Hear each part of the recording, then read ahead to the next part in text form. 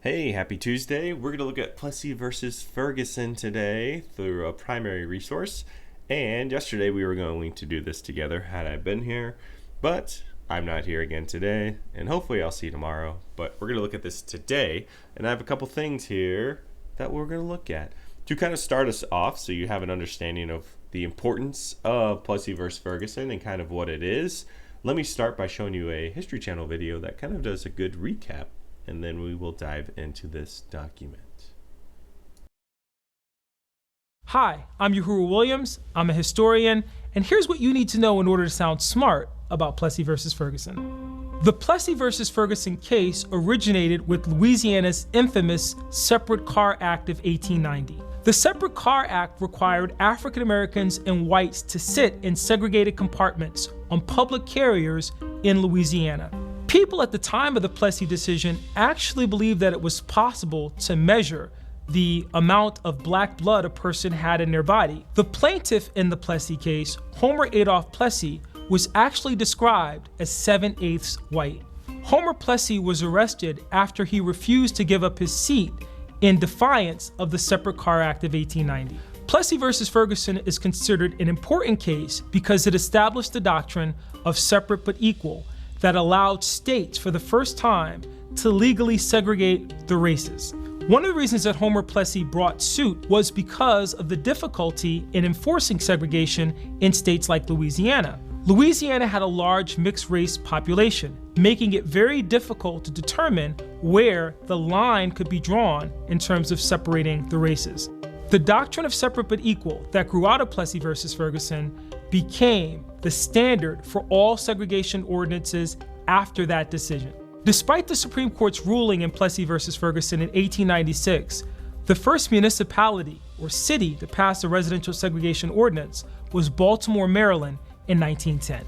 The Supreme Court's landmark ruling in Brown versus Board of Education in 1954 ultimately was the death knell for the doctrine of separate but equal established in Plessy versus Ferguson. All right, so that video did a nice recap of essentially what Plessy versus Ferguson is. It's going to take place in the South, which is in Louisiana in particular, which, remember, post-Civil War, the South has a very large African-American population, but not only that, it also has a large biracial, so half white, half African-American population too. And about our reading here, in 1890, Louisiana passed a law requiring African-American passengers to ride in railroad cars that were separate from but equal to those of their white fellow passengers or travelers. Homer Plessy, who, let me show you a quick picture of Homer Plessy here. Here's an image of Homer Plessy. It's kind of hard to tell based on the black and white how light or dark his skin was, but from all intents and purposes, he looks like a fairly white gentleman. So it's really hard to describe how he looks, but based on what we see here, here is Homer Plessy. So listen to the description here on the reading. So continuing where I stopped, it says Homer Plessy was an African-American man and was convicted or arrested and charged for attempting to ride in a car reserved for white travelers. Plessy appealed to his conviction, arrest, and charge, and it got all the way to the Supreme Court. This is a process you can do anytime in any case. You can appeal your case to have it heard and sent to a higher courts. And so it actually worked. And in 1896, the court would rule 7-1 against him, though. So for almost 60 years following this, remember this is almost 1900, states continued to use this decision as legal justification or legal support for maintaining racially segregated public facilities. An example of a public facility, by the way, would be any store, any restaurant, any public library, school, bathroom, drinking fountain, police station, fire station. All these are public places, and you had to forcibly, legally segregate, or so the Supreme Court basically upheld. One thing we're going to look at here, side note, don't skip around through this video, because if you miss me going over stuff, it's going to make the next part harder. So you make sure you're watching through this video so that you could get the best understanding before then trying to answer some questions. So this passage below is going to be from Justice Brown, And really, this thing they said, think about, kind of look at how he views both this law in the South and how our constitutional amendments can be interpreted to view such laws. So this may be a little confusing, so I'm going to stop and explain parts of it to help you develop an understanding. So, and again, remember, you could always rewatch certain parts of this to kind of help you when it comes to questions.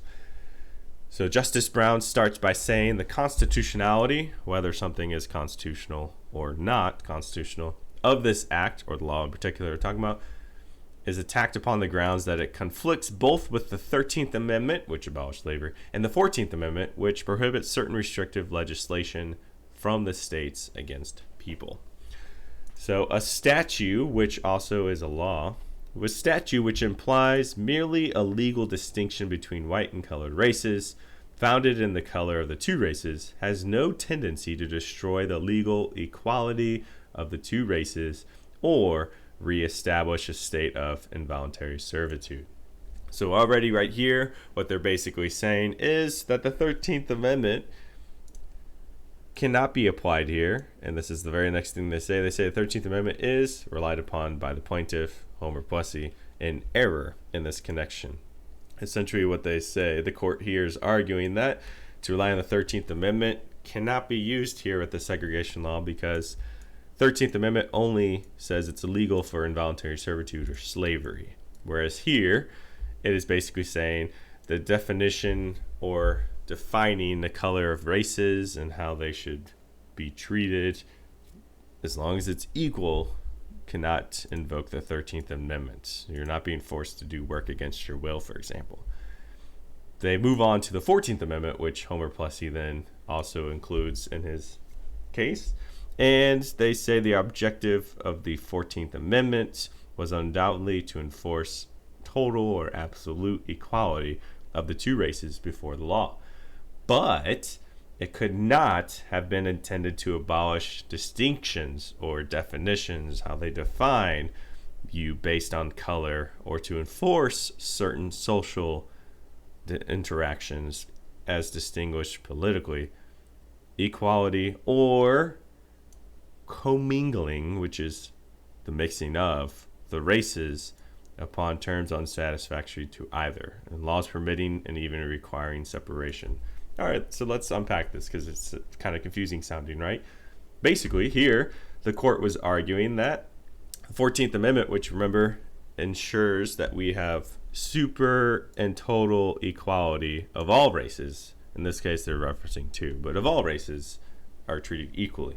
So the court's basically saying that the 14th Amendment only protects us politically, though, not socially. And where it starts underlined, it says, it could not have been intended to abolish distinctions or ways in which states define you based on your color, such as in social ways. And you are distinguished politically, though. But the idea of protecting your right to mix with other races or to hang out with other races is not protected by the 14th, according to the court here, which is kind of silly when you think about it. And moving on to the last part, side note, a fallacy is a false belief, by the way. But one big thing here at the end of that 14th Amendment, they said that laws permitting or even requiring separation of races does not necessarily imply inferiority of either race to the other. One distinct problem in this era, though, which they are referencing here in this case, and they themselves may not really realize, is even though we had separated races and a so-called equal treatment, quote-unquote equal, most oftentimes, yes, races were separated in the South, but there wasn't an equal treatment. If you remember back to that picture where we saw the drinking fountain, for example, one was like a hot old metal container outside, and the other was a nice, cool, refrigerated drinking fountain. So that's not equal. Yes, they both get water, but no, not in a fair way to each other. So you can see how one group may feel they're being treated unfairly, and they may feel inferior to the other. So them saying it does not necessarily imply inferiority. So last part, this is them considering Plessy Homer's argument, and they said they consider the underlying fallacy or false belief of the plaintiff, they're talking about Plessy here, that his arguments are to consist of the assumption that in the enforced separation of the two races stamps the colored race with a badge of inferiority. In other words, they're saying that Homer Plessy claims that they are being considered inferior, black people that is. And if this be so, it is not by reason of anything found in the act. In other words, they're saying the law does not create this idea of them feeling inferior. And so, in the end, they said the argument also assumes that social prejudices, or like racism, may be overcome by legislation, and that equal rights cannot be secured to the Negro except by an enforced commingling of the two races. And they cannot accept this position. So in the end, they're basically saying the only way to end this type of racism is to get elected, vote, and vote in people who will create laws that will remove such laws. If only it was that easy, right? And that equal rights should not be secured through the mixing of races, because they say this cannot be accepted as a proposition, that being with and understanding another group of people by living with and interacting with them is not a way in order to secure equal rights. That is actually a really good way to secure equal rights, but they're not seeing it that way, and so they will rule against Plessy here. So in the end, the court notes that Louisiana's separate but equal law does not specifically say African Americans are inferior, even though they are being treated as they are inferior. Yes, I know, hypocrisy. So you're going to see these 3 questions posted on a doc. Actually, it'll look like this. And when you work on this, you may work with a partner and carefully answer these following questions in these text boxes. For this first one, you're going to kind of just summarize what constitutional amendments he argued in his case and how they kind of connected to the violation of the law. So not how he's proven wrong, but what he was basically arguing from those constitutional amendments. And for these last 2, kind of explain it in a paragraph. So 4 to 6 sentences would be good. And for these 2, I reference the paragraphs in which you can find this information and essentially kind of explain out your thoughts. Don't just give me a quote word for word straight from the text. Kind of put descriptive words in a complex sentence to answer your own thoughts here for these last 2. So kind of explain what these are saying. Good luck. Work with a partner on this so that you can kind of pick each other's brains and explain some thoughts out before you kind of answer. And I will hopefully see you tomorrow.